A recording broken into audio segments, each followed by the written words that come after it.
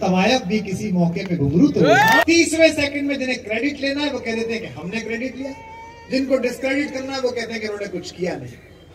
हम चूंकि हम और आप सामान्य जनता है, नेता नहीं है, पुलवामा के बाद की एक कविता इस समारोह को समर्पित करके इस हल्की सी ठंडक में गर्माहट पैदा करके मैं इसको स्मरणीय बनाना चाहता हूँ। और एक अनुरोध में हजारों हजार युवाओं से और यहाँ बैठे लोगों से कर दूं।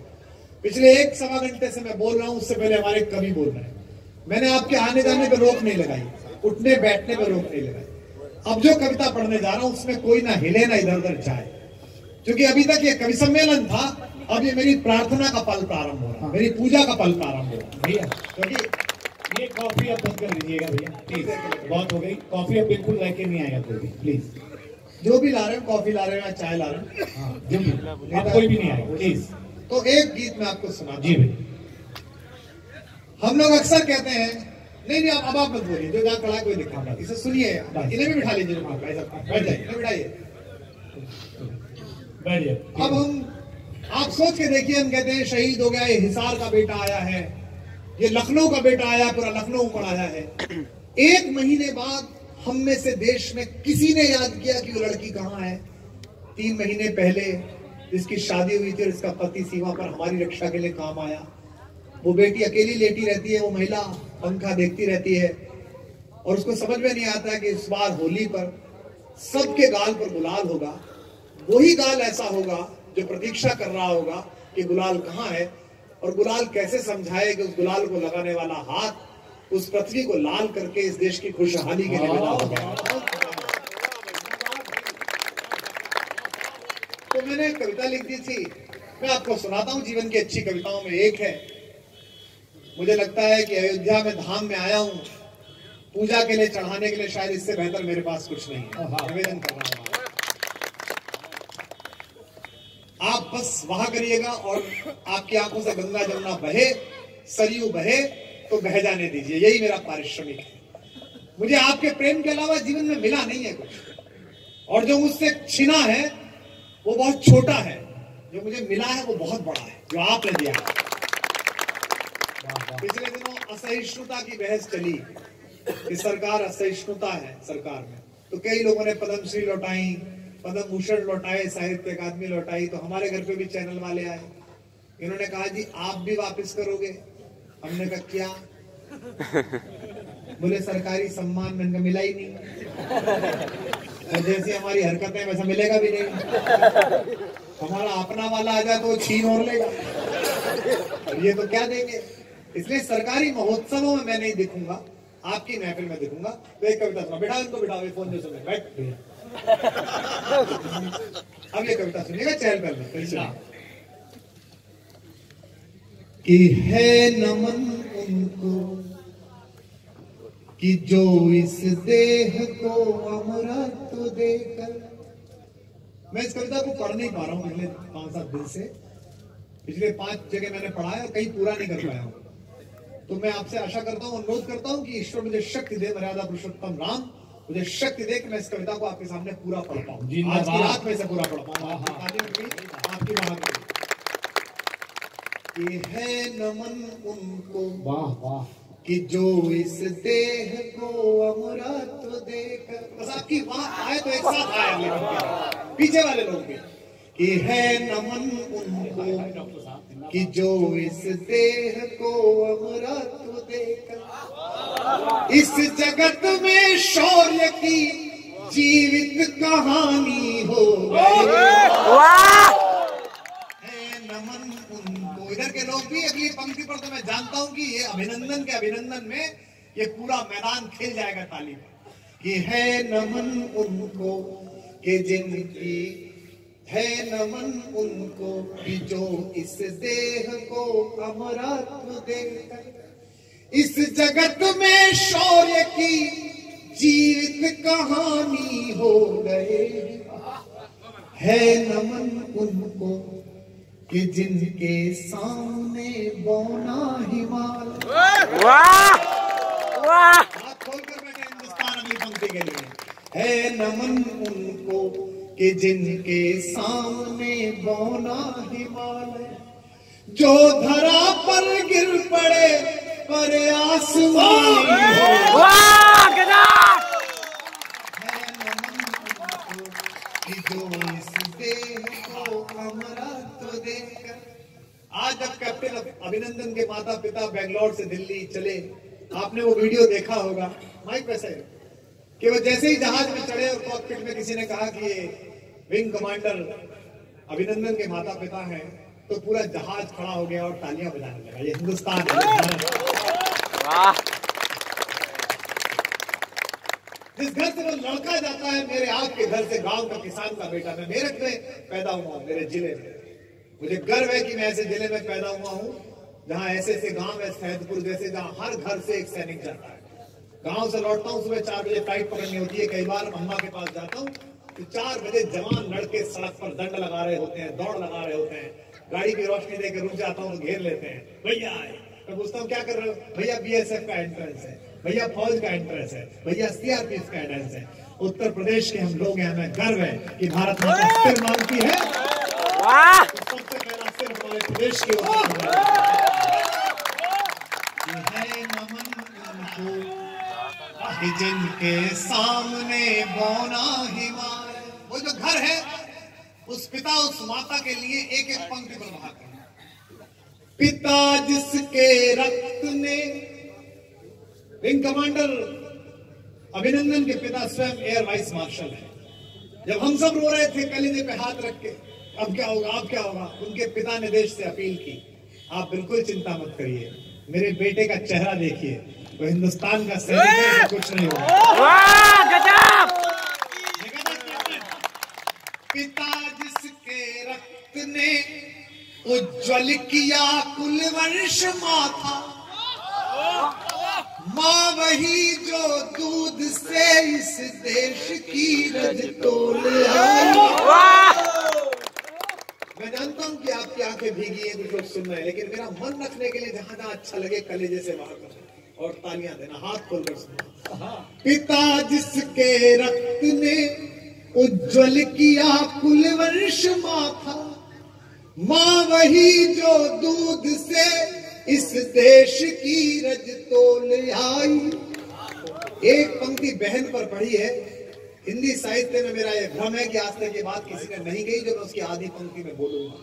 अब तक की सबसे बड़ी तालियां मैं सुनना और महसूस करना चाहूंगा। पिता जिसके रक्त ने उज्ज्वल किया कुलवंश माथा, माँ वही जो दूध से इस देश की रज तोल आई। बहन जिसने सावनों में भर लिया पतझड़ स्वयं ही।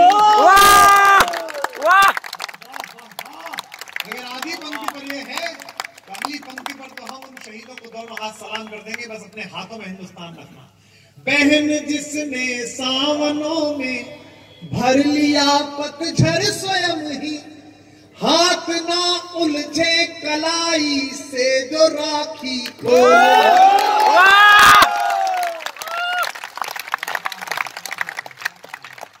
बहन जिसने सावनों में, हम सब मगन हो जाएंगे। उस परिवार का सोचो, होली आएगी, अगस्त में रक्षाबंधन आएगा, आदत के अनुसार वो लड़की 3 राखी रखेगी, फिर उसे अचानक याद आएगा कि एक कलाई तो है ही नहीं, वो तो इस देश के काम आ गई, वो राखी हटाई जाएगी। बहन जिसने सावनों में भर लिया पतझड़ स्वयं ही, हाथ ना उलझे कलाई से जो राखी खोल लाई। बेटियां, आपने देखा वो दृश्य जब वो पिता की चिता के सामने बच्ची खड़ी थी सैल्यूट लगाते हुए। बेटियां जो लोरियों में भी प्रभाती सुन रही थी, पिता तुम पर गर्व है चुपचाप जाकर बोले।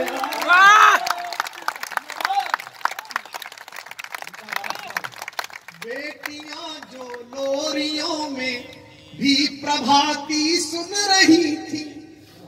ममता बैठी है, इनके पति मेरे दोस्त हैं कर्नल जोधा, इस समय अनआइडेंटिफाइड लोकेशन पे अंतिम मोर्चे पे कहीं हैं। मैं ममता को इसलिए बहुत प्यार नहीं करता कि हिंदी कवि स्मरणों की मेरी पुरानी दोस्त है, मैं इसलिए प्यार करता हूँ, इतनी अच्छा लगता है इनके साथ बैठना। मुझे लगता है कि मैं एक जीवंत बलिदान के साथ बैठा हूँ। कैसे लोग भेज देते हैं, कैसे कैसे कैसे पल पल चिंता होती है। एक पंक्ति सुनेगा और पूरे सदन की तालियां होती। बहन जिसने सावनों में, सबका बलिदान एक तरफ, पत्नी का बलिदान एक तरफ, तब क्या? बहन जिसने, सबका एक जन्म का रिश्ता है, उस लड़की का 7 जन्मों का रिश्ता है, तब कह रहा। बहन जिसने सावनों में भर लिया पतझड़ स्वयं ही, हाथ ना उलझे कलाई से जो राखी खोल लाई, प्रिया जिसकी चूड़ियों में सितारे से टूटते थे, मांग का सिंदूर देकर जो उजाले मोल लाई। तो है नमन उस देहरी को। टीवी पर उन लड़कों के घर देखे थे, छप्पर ईंट के घर। हमारे प्रतापगढ़ का एक लड़का शहीद हुआ है, उसकी पत्नी रोते हुए कह रही थी कि इस बार कहकर गए थे कि छुट्टी में घर पक्का कराएंगे। वर्दी में जो लोग बैठे हैं, पुलिस के सिपाही खड़े हैं, हम इन पर बहुत चुटकुले सुनाते हैं। आपने कभी होली पर ना होली खेलते हुए देखा? इसलिए इनके गाल गुलाल के बिना रह जाते हैं ताकि आपकी होली ठीक रह जाए, ताकि आप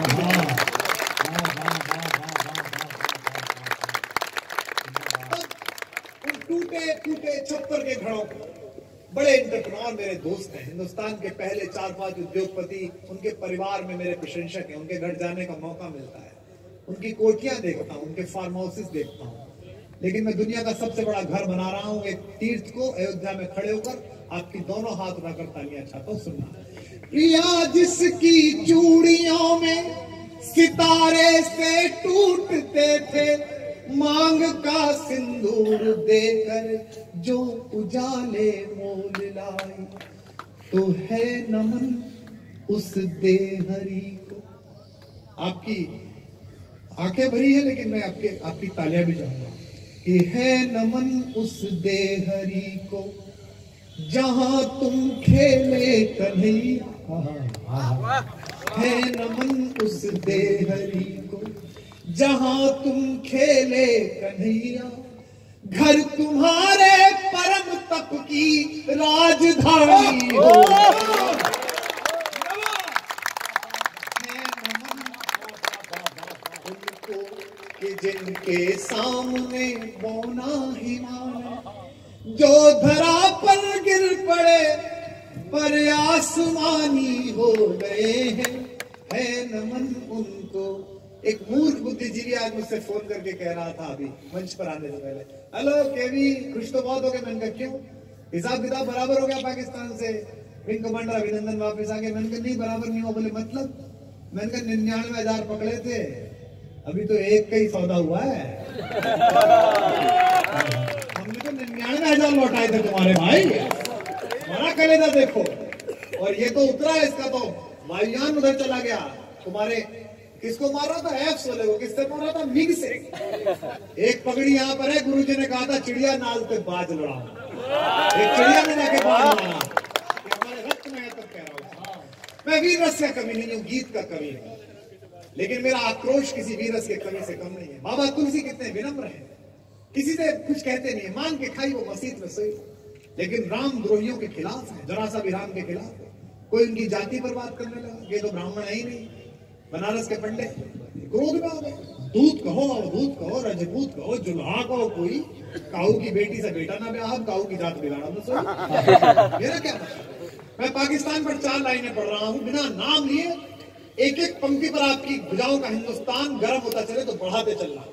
सुनिएगा कि है नमन उनको। वो बेटा मत टहल, क्यों टहल, बैठ मन टूटता है।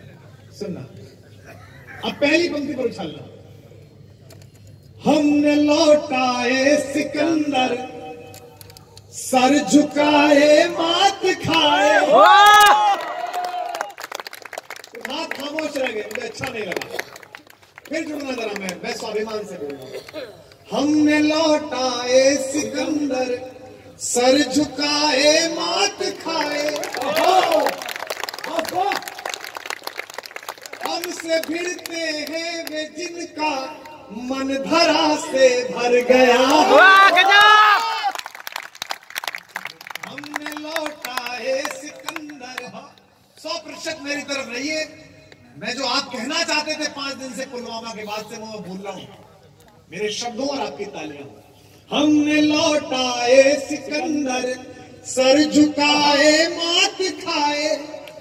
हमसे भिड़ते हैं वे जिनका मन धरा से भर गया है। नर्क में तुम पूछना अपने बुजुर्गों से कभी भी, उनके माथे पर हमारी ठोकरों का ही बयान। वाह गजब! फटाफट! हमने लौटाए सिकंदर, सर झुकाए मात खाए। हमसे भिड़ते हैं वे जिनका मन धरा से भर गया है। नर्क में तुम पूछना अपने बुजुर्गों से कभी भी, उनके माथे पर हमारी ठोकरों का ही बयान। एक पंक्ति अयोध्या से उठाइए, यहीं के राजा के बेटे ने चमत्कार किया था, वो पढ़ रहा हूं, निवेदन करता हूं। सिंह के दांतों से गिनती सीखने वालों के आगे। वाह गजब! सिंह के दांतों से गिनती। दुष्यंत देखने के लिए गए शकुंतला के द्वार पर अयोध्या का राजा। तो मंत्रियों ने कहा कि महाराज अकेले कैसे जा रहे हैं बिना कवच कुंडल के, पहचानेंगे कैसे मेरा बेटा, आपका बेटा कौन सा? उन्होंने मैं पहचान लूंगा। बहुत सारे बच्चों की भीड़ में उन्होंने कहा कि वो मेरा बेटा है। तो मंत्रियों ने पूछा आपने कैसे पहचाना? बोले जो शेरनी के सामने उसके बच्चे को खींचकर उसका जबड़ा फाड़कर दांत गिरना हो, वही भारत का बेटा है। वाह गजब! सिंह के दांतों से गिनती सीखने वालों के आगे। वाह! शीश देने की कला में क्या अजब है, क्या नया है। एक पंक्ति फ्लाइट लेफ्टिनेंट अभिनंदन के नाम पर जो आज हुआ है। सिंह के दांतों से गिनती सीखने वालों के आगे, शीश देने की कला में क्या अजब है, क्या नया है। जूझना यमराज से आदत पुरानी है हमारी। उत्तरों की खोज में फिर एक नचिकेता गया। तो है नमन उनको के जिनकी अग्नि से हारा दिवाकर। जरा सी धूप निकल आए तो सनस्क्रीन लगा लेते हैं हम लोग। सियाचिन में -20 डिग्री में सूरज के पास हिंदुस्तान का बेटा जाता है, यूपी का लड़का जाता है, और ज्यादा तेज सूरज तपता है तो मुस्कुराकर उससे कहता है कि आप भुवन भास्कर हो, आपको प्रणाम करता हूं, पर थोड़ा ठीक से रहना, ज्यादा आंखें मत दिखाओ। है नमन उनको, तिरंगा है नमन उनको कि जिनकी अग्नि से हारा प्रभंजन। वाह वाह! हिंदी का कवि पढ़ रहा है, हजारों लोगों का मजमा है, जुमले ही नहीं है नमन उनको कि जिनकी अग्नि से हारा प्रभंजन। काल कौतुक जिनके आगे पानी पानी हो गए। नमन उनको कि सोच के देखो, पाकिस्तान में सामने मेजर खड़े हैं, राइफल लगी है, चाय हाथ में है, वो पूछ रहा है wing commander which plane you were flying? Sorry sir, I'm not supposed to answer this. क्या क्या आत्मविश्वास था उसके चेहरे पर, क्या खुददारी थी हमने। आखिरी बंद सुनिए इस कविता का, प्रणाम का शहीदों के नाम। इसमें हर प्रणाम पर आपकी तालियों का घनत्व बढ़ता चला जाएगा, तो हम आज की शाम को सार्थक मानेंगे। लिख चुकी है विधि तुम्हारी वीरता के पुण्य लेखे। शहीदों के नाम शाम है, मुझे लगता है शायद आपने प्रणाम करते करते थक गए हैं, कुछ लोगों के हाथ थक गए शायद।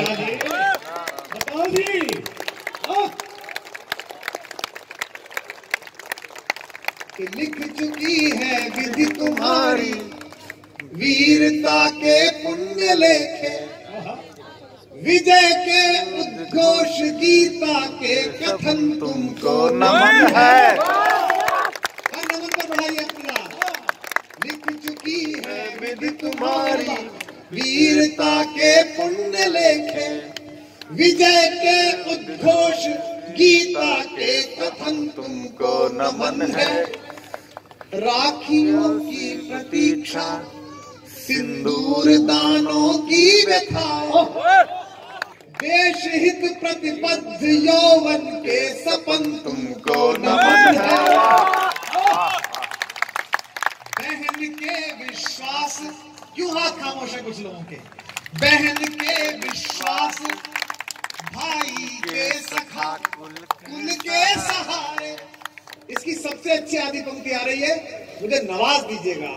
बहन के विश्वास, भाई के सखा, कुल के सहारे, पिता के व्रत के फलित, माँ के नयन तुमको।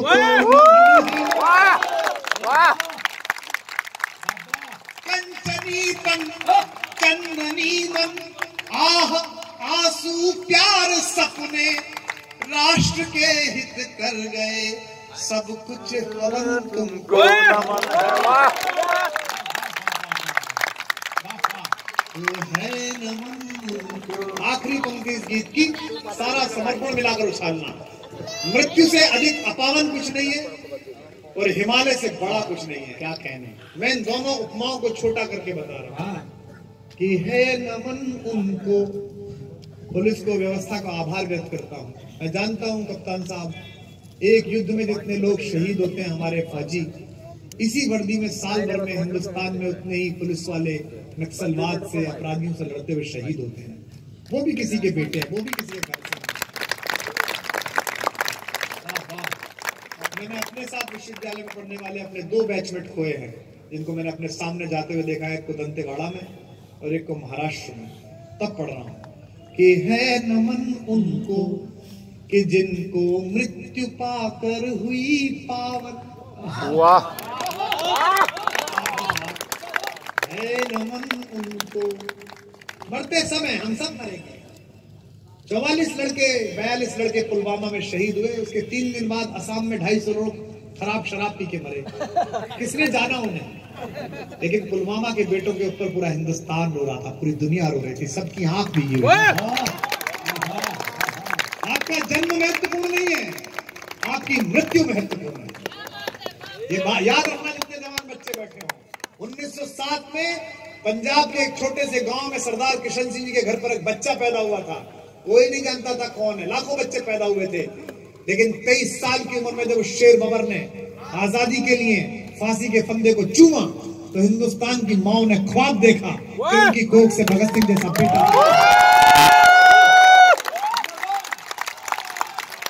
आपकी मृत्यु में आप कैसे पैदा हुए इससे कोई मतलब नहीं। विलेज जी ने कहा कि बेवजह आप दिल पे कोई बोझ ना भारी रखिए, जिंदगी जंग है, इस जंग को जारी रखिए।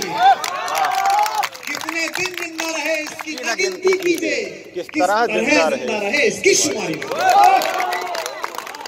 है नमन उनको। आखिरी पंक्ति इस गीत की संभालिएगा, तिरंगे का एक बंद सुनाकर विदा करूंगा। है नमन उनको कि जिनको मृत्यु पाकर हुई पावन। भाई साहब दोनों लोग बैठ जाओ। ऐसा क्या हो गया? अब जाके ऐसा कौन सा तीर मार लोगे तुम?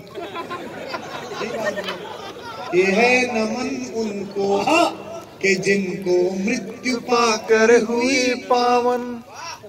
शहीद होता है बेटा तो हम सब रोते हैं, उसका घर रोता है, भारत रोता है। नहीं होना चाहिए युद्ध कहीं भी। लेकिन मैं कई बार सोचता हूं हम तो यहाँ रो रहे हैं, वतन के वास्ते मरने वाला बेटा जब ऊपर जाता होगा तो भगवान कहते होंगे सेलिब्रेट करो, हीरो आया है। वाह, जय हो। कि जिनको मृत्यु पाकर हुई पावन। हिमालय से तो बड़ा कुछ नहीं थी, एवरेस्ट से बड़ा कुछ नहीं। एक छोटा सा कवि उपमा दे रहा है तुलसी बाबा के घर पर खड़े होकर, उनका अंशज, उनकी एक अर्धाली के बराबर नहीं है हम। तब कह रहे हैं कि है नमन उनको कि जिनको मृत्यु पाकर हुई पावन। शिखर जिनके चरण छूकर और मानी है